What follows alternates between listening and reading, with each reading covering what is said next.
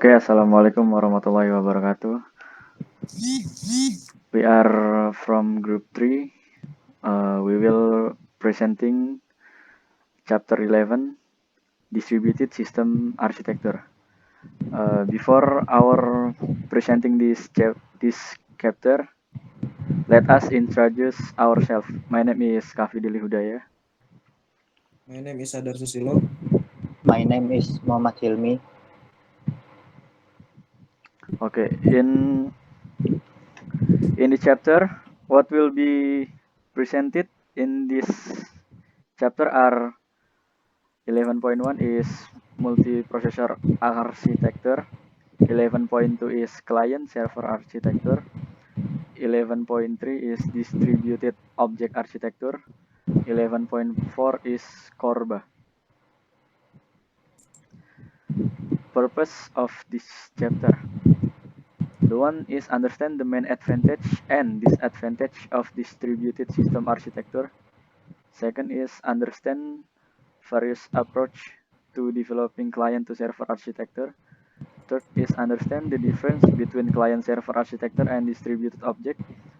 The fourth is understand the object request broker concept and the principles underlying the Corba standard. Next, 11.1 multiprocessor architecture. In simple, distributed system model is a multiprocess system where the system consists of a number of processes that can run in several separate processors. This model is common in real time discussed in chapter. Logical, the process associated with collection, decision making, information, and actual control can run on a process handled by software. The distributes of process to the processor can be redeemed or it can be controlled by a responsible visit with process to allocate to its processor. An example of a multiprocess architecture type system can be seen in Figure 11.2. This is a sample model of a traffic control system. A set of distributed sensors to collect information for traffic flow and process this information locally before sending it to the control room. Uh, Next, this is a picture. This is a picture that explain the previous slide. Uh, Figure 11.2. Next, 11.2 client-server architecture. On client-server architecture, an application is modeled as a set of services provided by the server and a set of clients that use the servers or Orwelli and Harkley 1998. But client need to be aware to the existence of the server available. But we are usually not aware of the existence for other clients. Clients and server are different process. Is it is sounds figure 11.3. There should not be a one-to-one mapping between process and processor on the system. Figure 11.4 show a system architecture with 6 client computers and 2 server computers. In general, when I talk about client and server, I mean this logical process and not the physical computers on which that process run. This is the picture that explain the previous slide. Okay, next is client-server system design must reflect the logical structure of the application being developed. One way of viewing application is illustrated in figure 11.5, which show an application structure into 3 layers. The simplest client-server architecture is called to two-tier client-server architecture, where applications are organized as server or many identical ones, and a set of clients. As illustrated in Exhibits 11.6, two-tier client-server architecture take two forms. This is a picture that explains previous slide.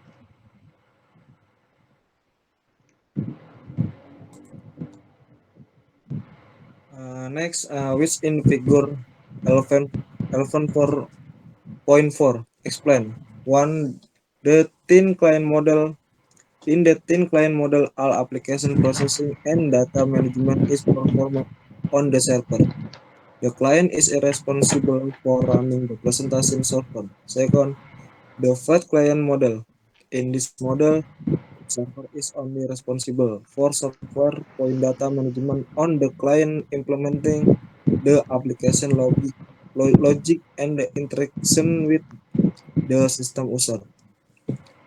Next, tier client server.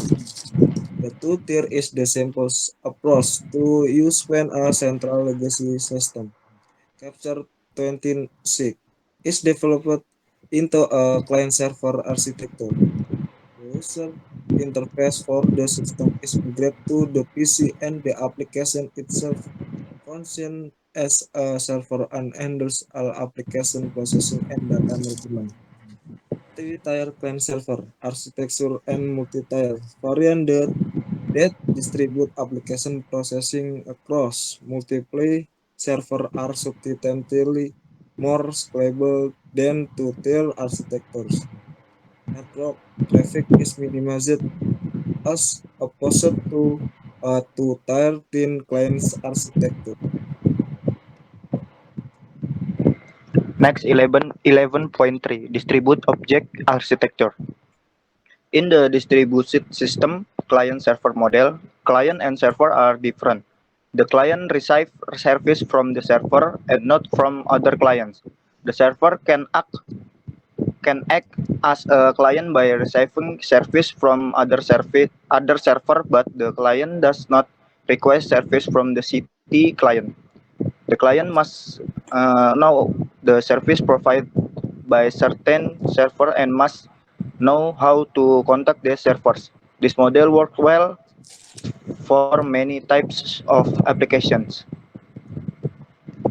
Next, the advantage of the distributed system architecture model are: the first, this model allows system designers to delay these decisions about where and how service should be provided. Second, this model is a very open architecture that allow new resources to be added if necessary. Third, the system is flexible and scalable. Fourth, dynamically reconfigurage the system will be possible with object migration across the network whenever need. Okay, next is example of types of system for which distributed object architecture might be suitable are data addition or data mining system, which look for relationships between that data storage in a number of different databases. An example of a data mining application might be the case of a retail business having different types of stores and they are trying to find the relationship between the purchase of a certain type of a food and certain type of equipment. For example, a person buying baby food might also purchase a certain type of wallpaper. With this knowledge, the business can then attract baby food customer on a combined offer. Next, distribute object architecture is a suitable architecture for this type of application and not a client server architecture for three. One, unlike ATM system, the logic model system is not one of those service provider where there is a real data management service. Second, allow the number of database access to increase without disturbing the system. This architecture allow different types of relationships to be managed by adding new integrator object. Explain. This is a picture that explain the professor.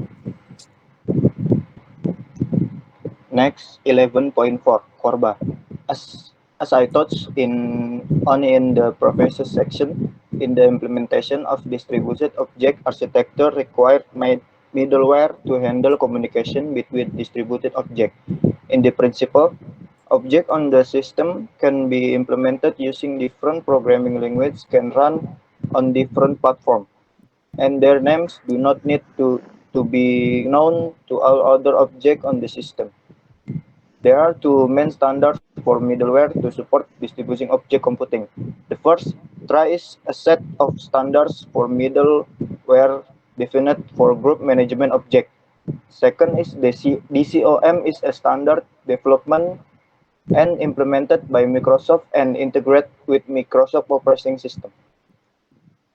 Next is this is a picture of Corba-based distribution application structure.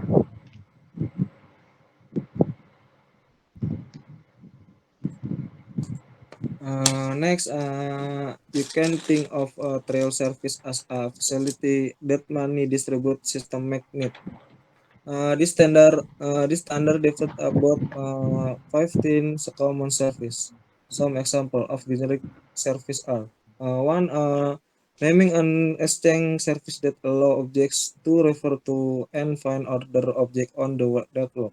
Second, announcement service that lets an object tell another object that an event has occurred. Three, transaction service that support atomic transaction and rollback if there is an error. Okay, this